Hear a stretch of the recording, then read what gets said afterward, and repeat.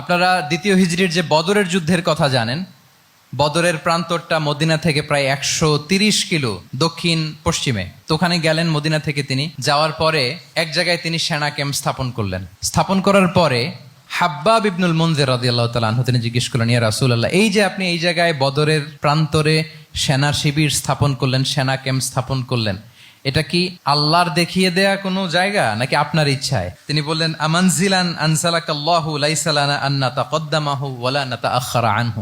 এটা কি একেবারে ফিক্সড আল্লাহর পক্ষ থেকে ওহী যে এখানেই শিবির স্থাপন করতে হবে, নাকি আমহুয়া রায়ু ওয়াল হারবু ওয়াল মাকিদা, নাকি এটা যুদ্ধের কৌশল হিসেবে আপনি নিজ থেকে করেছেন? রাসূল সাল্লাল্লাহু আলাইহি ওয়াসাল্লাম বললেন, না, এটা কোনো ওহী না। আমার কাছে মনে হয়েছে, আমার যে অ্যানালিসিস, আমার মনে হয়েছে বদরের যুদ্ধে এখানেই আমাদের পজিশনিংটা হইলে ভালো হয়। হাব্বাব ইবনে মুনজির রাদিয়াল্লাহু তাআলা আনহু বলেন, না, ইদান লাইসা হাযা বিমানসিল ইয়া রাসূলুল্লাহ, তাহলে এইখানে যদি আপনার নিজ থেকে আপনি এটা ডিসাইড করেন, আমি আপনার অনুমতিক্রমে বলতে চাই ইয়া রাসূলুল্লাহ, এটা সুন্দর জায়গা হয়নি। সুন্দর জায়গা হয়নি? তাহলে কোথায়? হাব্বাব বললেন, ওইখানে, ওই যে বদরের একটা কুয়া আছে, এখানে পানির সোর্স আছে।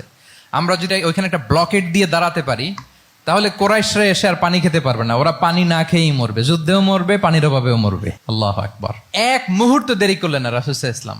এই অপিনিয়ন পাওয়ার সাথে সাথেই বললেন, এই সেনা ক্যাম্প এখান থেকে উঠে হাব্বাব যেখানে বলেছে ওইখানে যে সেনা শিবির স্থাপন করো।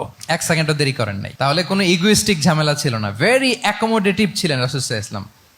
আমরা অনেক সময় নতুন কোনো কথা শুনলে, কোনো রিফর্ম শুনলে, শ্রোতাদের মধ্যে থেকে কিছু একটা শুনলে আটকে উঠি, চেঞ্জ করতে চাই না, রিজিড হয়ে থাকে। এই রিজিডিটি রাসূল সাল্লাল্লাহু আলাইহি ওয়াসাল্লামের মধ্যে ছিল না। ভেরি অ্যাকোমোডেটিভ ছিলেন, ইজিলি ওপেন আপ করতে পারতেন। মুহূর্তেই বলেন, ঠিক আছে, আমি যেখানে করেছি আসলে ঠিক হয় না। হাব্বাব যেখানে বলেছে সবাই ওখানে যে সেনা ক্যাম্প স্থাপন করো। আল্লাহু আকবার। উনি চাইলে বলতে পারতেন, এই হাব্বাব, তুমি কি আমার চেয়ে বেশি বুঝো? আমি তো নবী, তুমি আমার উম্মাহ, আমার কাছে ওহী আসে।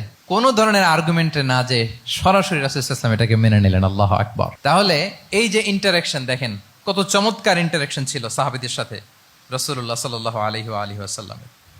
তাহলে good interaction with your followers, এটা জরুরি।